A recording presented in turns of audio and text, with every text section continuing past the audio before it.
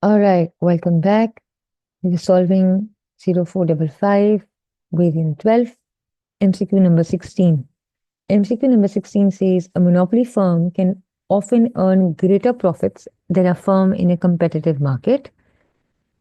Now they are saying which characteristic of a monopoly is most likely to cause this. Now, what do you think is the character trait of a monopoly that enables it to earn or enjoy greater profits as compared to a firm that exists in a competitive market? So, which character trait do you think makes it possible for it? It can restrict, A says it can restrict the entry of new firms, B says it's a price taker, C says it's protected by the government, and D says its total costs are usually low. Now, we all know when it's a monopoly, so it can never be, if it's a price taker, it's not a price taker, it's a price ascertainer. It ascertains the price, right? So it's incorrect. It is protected by the government. No, monopoly is not protected by the government. D says its total costs are usually low. That's not a chance which enables it to earn greater profits, because monopolies are usually larger in size and they have the ability to restrict the entry of new firms. So it has to be 16, it has to be A, right? Because they are usually big in size, and they restrict the entry of firms entering in the market, and they are price givers, they are not price takers, right? So for 16, it has to be A. Now this is clear. Number 17. Number 17 says an economy is experiencing a period of deflation. So we all know what is deflation. Deflation is when there is a sustained fall in the price of goods and services, or you can refer to as deflation as negative inflation, right? Either you can call it negative inflation or you can call it a sustained fall in the price of goods and services, right? So now an economy is experiencing deflation, that means it's experiencing negative inflation together with lower output and rising unemployment. So the output is also falling and unemployment is rising. So now they're saying which policy measure would the government be most likely to be used to correct this? So now a government wants to get rid of a rising unemployment and, let's say, a fall in lower output. So what policy measure should it adopt in order to combat such a situation? Improving education and training, increasing interest rates, reducing income tax, or D says reducing unemployment benefits. So now it wants to what? It wants to increase output and it wants to lower unemployment. So that could only be done in a situation where you want to uh, reduce inflation, right? So you want, the prices are falling, and the aggregate, you want to increase aggregate demand, right? So you can uh, increase aggregate demand in such a way that the consumer spending increase. So, right, if you want consumer spending to increase, so you should reduce income tax, because that's the only way to stimulate aggregate demand. So that when consumers are going to spend more, so it's going to increase the ability, then it would make the firms produce more. So when the firms would be aiming to produce more, they would demand more labor. So unemployment would also fall. So there would be an increase in demand. So the output level will rise because the firms will be producing more and the unemployment level will fall. So it has to be for 17, it has to be C, right? If you are going to increase interest rates, so aggregate demand will fall, right? So it cannot be B. If you are going to reduce unemployment benefits, it's going to worsen of the situation, right? Improving education and training would, here we are talking about rising unemployment. So rising unemployment is because of demand deficiency, right? So look at the situation and then ascertain which is the best option. So this is the reason why reducing income tax is the correct option. So for 17, it has to be C. D says what is, I'm sorry, number 18 says what is likely to increase with economic growth. So now when we are talking about economic growth, we are talking about a situation in which the entire PPC shifts outwards. We are talking about increase in the productive capacity of an economy, right? We are producing more of goods and services, right? So the entire PPC shifts outwards, right? Increasing the productive potential of the economy, right? So what is likely to increase with economic growth? So when economic growth increases, what happens? The standard of living rises, right? People are better off, right? This means the GDP per head increases, right? Why? Because the provision of more and more goods and services is increasing. So when we are producing more of goods and services, so the GDP is increasing. So the GDP per head is increasing. So when GDP per head is increasing, this means what? That the income per head is increasing. So for 18, it has to be option B. All right.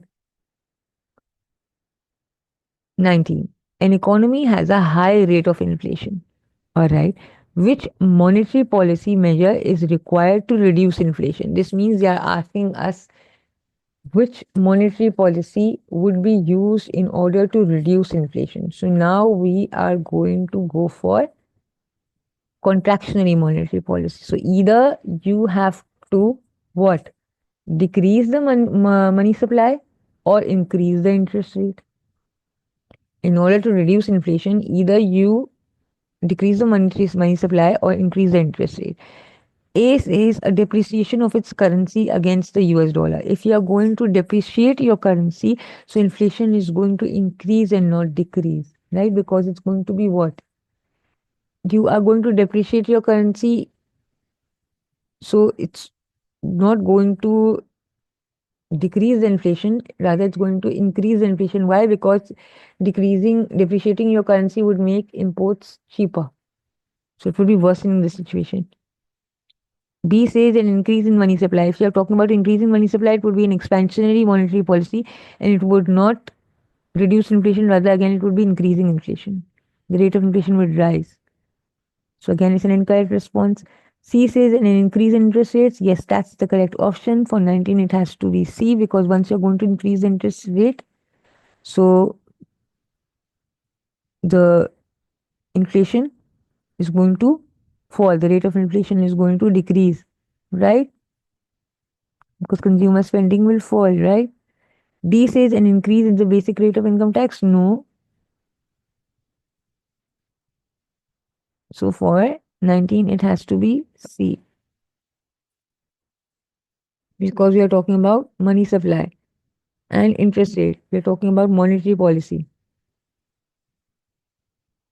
Taxes is talking about fiscal policy. Here we are talking about monetary policy. So taxes falls under fiscal policy. Number 20. Number 20 says three statements about policy measures are listed. All right. Number one, improved education and training. Number two, deregulation. Number three, reduction in the basic rate of income tax. What are the supply side policy measures that would enable the government to make the income distribution more equal? Now they're saying that these are the three policy measures: improving education and training, deregulation, and reduction in basic rate of income tax. These are the three supply side measures. They're saying which combination should be adopted by a government if its objective is to have a more equitable income distribution, right? It wants to reduce the disparities of income. So, if it wants to reduce income disparity, which of the combination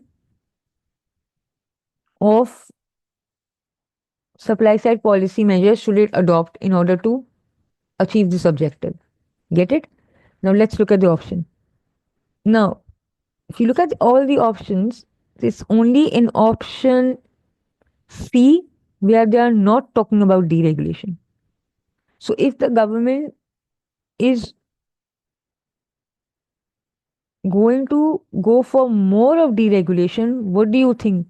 Will income disparity increase or decrease? Income disparity will increase.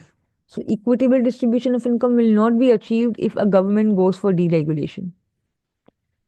So, out of all the options, if you look at in each option, except for option C, all of them talk about option 2.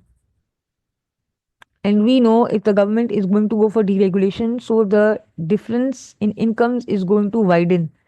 The disparity is going to increase. It will be more inequitable rather than being equitable. We want equal distribution of income, right? So it would be worsening the situation. So we'll chop A, we'll chop B, and we'll chop D. So it's only option C which talks about improved education and training and reduction in the basic rate of income tax, through which we are going to have a more equitable distribution of income. So for 20, it has to be C. I hope I've made my point clear. Number 21. In a mixed economy, a government provides some goods that markets cannot. Yes. What is the name of these goods? Free goods, economic goods, merit goods, or public goods? It has to be public goods, because public goods are goods which talk about, which are goods that include the concept of non-rivalry and non-excludability, right? And these are the only goods which are provided by the public sector in a mixed economy, because the private sector is not willing to supply these goods, right? So for 21, it has to be D.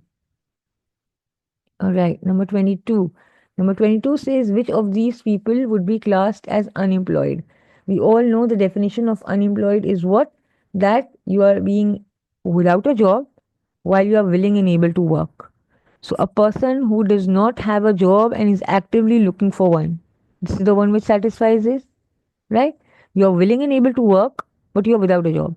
So a student who does not work, no, that's incorrect. C says a retired person who does not work, no, that's incorrect. An adult who does not have a job and stays at home to provide child care. No, so you're not a part of the working population, right? So you have to be a part of the working population. You're willing and able to work, but you're without a job at the moment. That is the definition of being unemployed, right? So for 22, it has to be B. All right. So you see, things become clear once you have got the definition clear, right? It gets easier for you to refine and extract the correct option out of the list of options available. It saves your time for solving a rather difficult question later on, right? All right, number 23. Number 23 gives us a table. It shows us the weights attached to four items in the consumer price index of a country in year one and year two. So they have listed four items: food, transport, rent, and clothing. So they've given us the weights in year one and year two, right? In year one, the weight given to food was 33. In year two, it was 33.5. In transport, it was 18. Then it was 17.5. Rent was 11. Then it was 10.5. So it fell. In transport, it fell. And in clothing, it rose, right? Which conclusion can be drawn? So, first and foremost, you should keep in your mind that weights are what? They are reflecting the proportion spent on the items. What do these weights represent? The proportion of income being spent by consumers, right? On these four items. So, it represents what? The proportion of income. They do not show that the prices were higher. They're saying food prices were higher. No, this is not showing this. These are talking about weights, and weights represent what? Reflects the proportion being spent on the items. B says people spent less on transport in year two than in year one. They're not talking about how much people spend, they're reflecting the proportion out of the income being spent. Right? So it has to be D, a greater proportion of income was spent on clothing in year two than in year one. So a greater proportion of income was spent, right? You do not know people spend less on transport or not, right? That cannot be, similarly, it cannot be C as well. People spend more on food in year two, because the weights are not showing how much they spend, they are showing the proportion being spent on the items, right? So just remember that. For 23, it has to be D.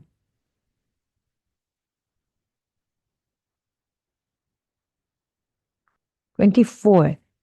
Number 24 says the table shows the percentage shares of income going to different household income groups in a country in 2 years. So they are showing us uh, these five income groups. They've given us the data in year one, they've given us the data in year two. They are saying the percentage share of income going to different households in year one and in year two, right? So now they're saying what can be concluded about the change over the period. So now if you look at the information, for the highest 20% of these income groups and for the next highest 20%, they both witnessed an increase from 50 to 53, from 20 to 22. The next highest 20%, again it rose 15 to 18. But it was in the lower two categories of income groups that a fall was witnessed. From 10 it went to 5, and from 5 it went to 2. So what can be concluded? That the proportion of households, what? So what will you be able to conclude? That the distribution of income has become more unequal. Why? Because the percentage of share of income going to different households, the higher income groups are what? They have witnessed an increase, right? These three. So the distribution of income has become more unequal, right? Because it's these higher three uh, earner brackets who have witnessed an increase in their percentage share, right? So for 24, it has to be option A. All right, number 25. An economy has a high rate of population growth. So the population is rising, the percentage is rising. What is most likely to have caused this? The average years of schooling is relatively high. It does not have to do with the population growth. Uh, the birth rate is lower than the death rate. So if the birth rate is lower than the death rate, so the population would not be rising, it would be rather falling. But here we want the population is rising. So the birth rate is less and the death rate is more, so the population will be falling. But here we are talking about that the population is rising. So again, B is an incorrect option. C says the retirement age has increased. So if the retirement age has increased, it does not have to do with the population growth. It has to do with the working population, right? D says there are more immigrants than immigrants. Yes, that's the correct option, which means that there are more people coming into your country rather than people leaving your country, right? So the influx is more, right? So for 25, it has to be D. Understand what is written in the option, reflect on it, and then choose wisely, right? Don't be in a rush. 26. What is the most likely cause of an increase in poverty in developing economies? So now we are saying out of these four options available, what would contribute towards an increase in poverty in developing economies? A says an increase in poor nutrition and ill health. Yes, that's the correct option. Why? Because once your population is going to suffer from malnutrition or is going to suffer from uh, being deprived of the basic necessities of life, such as food, or would not be having high quality uh, food items, so it would be witnessing a fall in its productivity level, and people will not be having proper diet, so the quality of labor would be poor, right? So there would be a fall in productivity level, right? So it has to be A. And if there are going to be increase in international tourism or trade union bargaining power, education provision, it does not have to do with poverty. Most likely increase. We're talking about most likely increase, right? C and D would not, if there would be a tourism increase, the poverty would reduce. If you're talking about D, trade union bargaining power, again, poverty would could be reduced if the trade union is in a powerful situation and it's being able to increase the wages. Education provision can increase the quality of labor, but then they're talking about the highest or the most likely cause of an increase in poverty. So if the education provision is going to increase, so the poverty is going to fall. Similarly, if the tourism is going to increase, so the poverty is going to fall. Trade and union power, poverty is going to fall. So all of these would be reducing poverty rather than increasing poverty. But here we are talking about an increasing poverty, so it has to be A because of lack of balanced diet or lack of proper diet. The productivity is going to fall and it's going to increase poverty, right? 26 has to be A. 27. Two countries wish to use their scarce resources to specialize in production and trade. under which conditions is most likely to happen. So there are two countries and they've got the scarce resources and they're specializing. So this means they're using their comparative advantage. So which situation would best enable them to do so? The resource allocations of the two countries should be different or similar. It has to be what? It has to be different. That is the only way they can have a comparative advantage, right? Unless and until their resource allocation is different, they won't be able to enjoy the merits of specialization. So it has to be different. So you can choose C and D because they say it has to be similar. What about the second part? The second part says the ability of each country to reallocate their resources. It has to be difficult or easy. It has to be easy, right? In order to share the benefits, in order to trade. So for 27, it has to be option B. Because specialization is only beneficial if a country has a comparative advantage and then it could be shared by way of trade, right? So for 27, it has to be B. 28 says what is a likely effect of imposing a tariff. So when a government imposes a tariff, what happens? Its imports get expensive. So when its imports get expensive because it's a tax on imports, so what happened? That people tend to shift their focus from imports to domestically produced goods, right? So locally manufactured goods demand increase, right? So that's exactly what's going to happen. A says it encourages home industries to be more efficient. B says it increases the demand for home produced goods. C says it reduces the price of home produced goods. D says it reduces the price of imports. It does not reduces the price of imports, it increases the price of imports. You'll chop D off. C says it reduces the price of home produced goods. No, it won't reduce the price of home produced goods. It would increase the demand for home produced goods. And when the demand for home produced goods would increase, so it could increase the price of home produced goods. So you'll chop C off. A says it encourages home industries to be more efficient, not necessarily the demand for home produced goods increases, right? So 28 has to be B. 29. The diagram shows the foreign exchange market for the Singapore dollars in exchange for the United States dollars. So it talks about how many Singaporean dollars is equal to 1 US dollar. The initial point is at X. So we were here. This was the demand curve and this was the supply curve. Now they're saying the following month, that means in the next month, Singapore imports more goods from the US, but there is no change in Singapore exports to the US.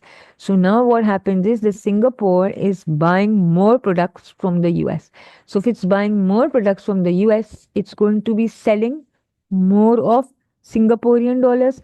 So if it's spending more of Singaporean dollars, it's going to be spending more of Singaporean dollars. So the supply of Singaporean dollars will be increasing.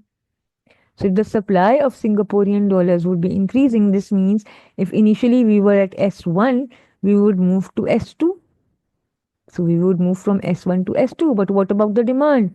The demand for Singaporean dollars would remain the same. Why? Because there has been no change in exports, right? So we'll keep ourselves on the same demand curve, that is, we'll be staying at D1 only, but we'll move from S1 to S2. So if you move from S1 to S2 from X, we are moving to B. From X, we are moving to B. So for 29, it has to be B. Right? I hope this is clear. Number 30. What is included in the primary income component on the current account of the balance of payment? Primary income component. In the primary income component on the current account balance of payment, there comes in two things. There comes in income earned by individuals and firms, right? We are talking about compensation of employees and investment income. When we are talking about primary income component, we are talking about wages, salaries, other benefits earned by residents working abroad, and we subtract this from earned by foreigners working in home country, right?